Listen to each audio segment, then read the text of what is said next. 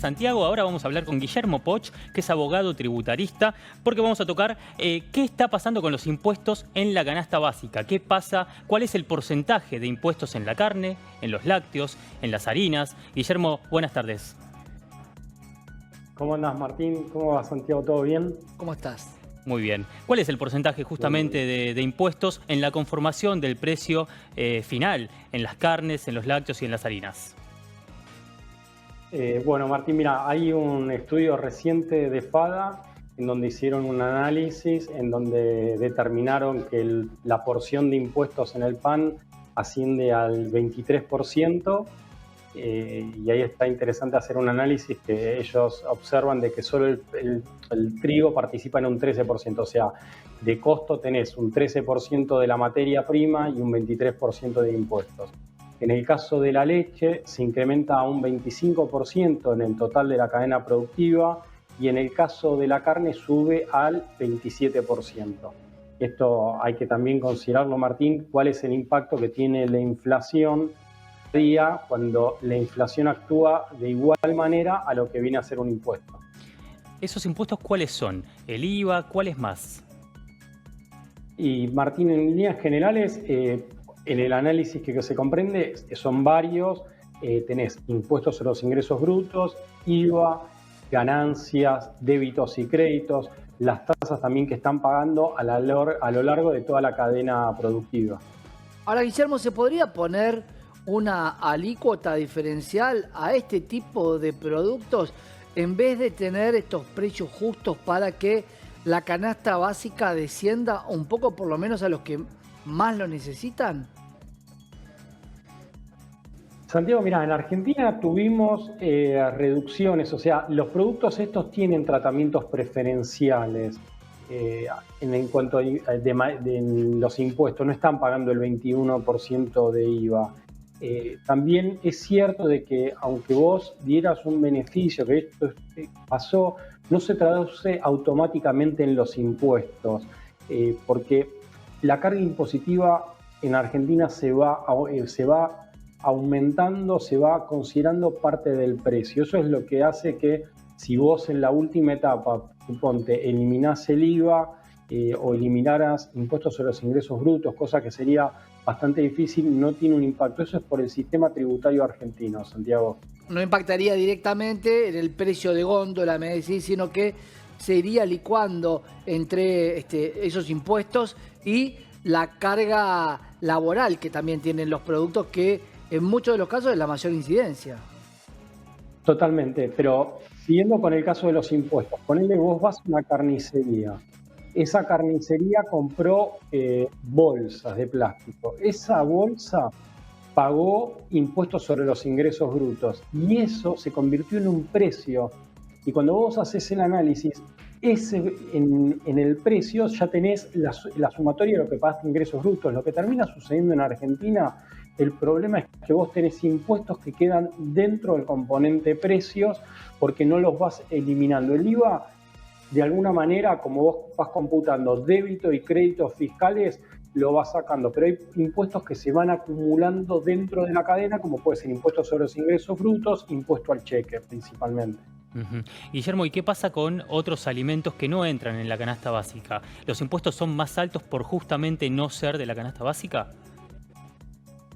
Tienen todos aquellos productos que te pueden quedar una alícuota, suponte del IVA al 21%, o porque tienen algún tratamiento, suponte algún tratamiento diferenciado por el tipo de producto, y te termina impactando porque al IVA lo terminás pagando al 21% en vez de al 10,5% o al 0%.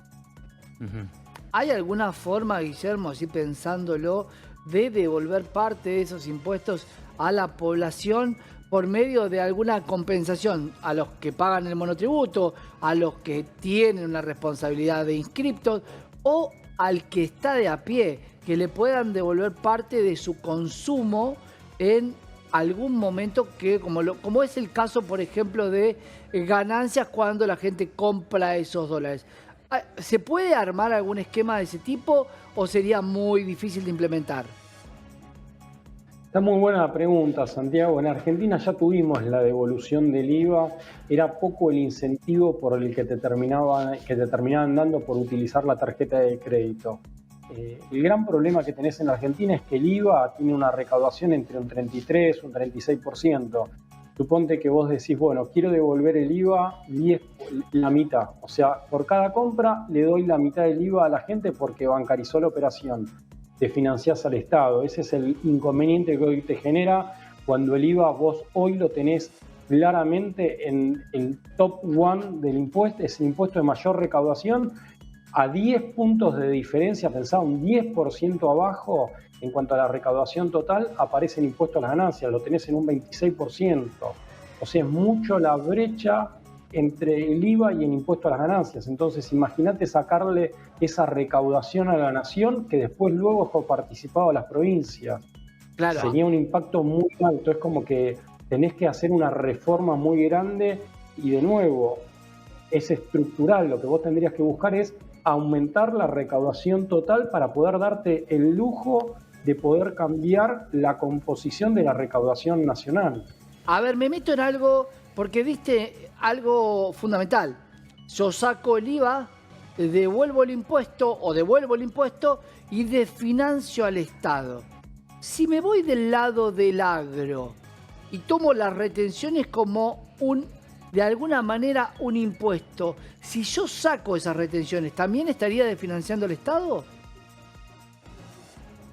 Y hoy el propósito de las retenciones, Santiago, cuando hablábamos que la composición de un 13% y muchas veces se comenta o se trata de poner de manifiesto que las retenciones son para amortiguar los aumentos de los commodities en el exterior cuando es el 13%, te das cuenta de que si en el pan solo representa el 13% el trigo, ahí la pregunta es si la retención es de fines de recaudación o de regulación de precios para equiparar los precios locales y extranjeros. Claramente apuntaría que es más a una cuestión de recaudación, más que una cuestión de fijar precio local más económico que cuando vos estás exportando, en definitiva. Me adentro justamente en esto que mencionás acerca de esa conformación del 13% puntualmente en el pan, pensando en la sequía que azota al país y en si podría llegar a haber alguna excepción, teniendo en cuenta lo que hablaban anteriormente acerca de posibles modificaciones o no.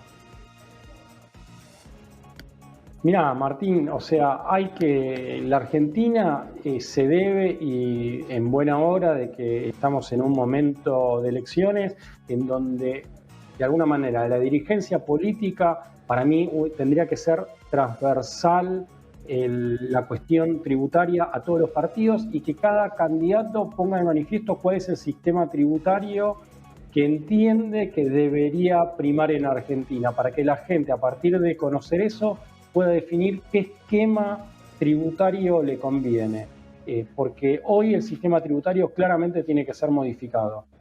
1,2% el impuesto al cheque, creado allá hace mucho tiempo por el gobierno de Eduardo Duhalde, algo que venía para que las transacciones se hicieran, tuvieran algún tipo de control, y si no lo querías hacer por cheque, tenías otra forma, el ingreso y egreso de las cuentas corrientes. Pero claro, hay muchas medidas que vienen para solucionar un problema, pero terminan siendo una gran recaudación para el Estado y terminan quedando para siempre. ¿Por qué no se eliminan esas cuestiones que son simplemente parches, pero que después terminan siendo una gran recaudación para el Estado?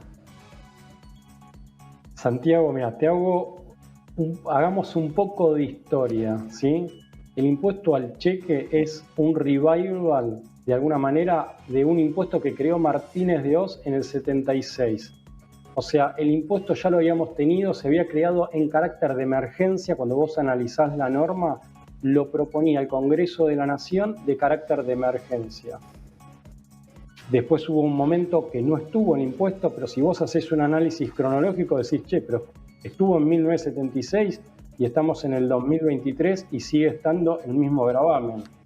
Ahí tenés una respuesta de cómo actúa esas cuestiones en Argentina que salen por excepción y que supuestamente son transitorias. Lo mismo con el IVA y así con todos los impuestos que vamos hablando, impuestos a los ingresos brutos, o sea, todos los impuestos en líneas generales surgen en momentos de crisis, Santiago. Y quedan. Y quedan. Y después se repiten. Guillermo, gracias por el tiempo. Por favor, Martín, y saludos a ambos.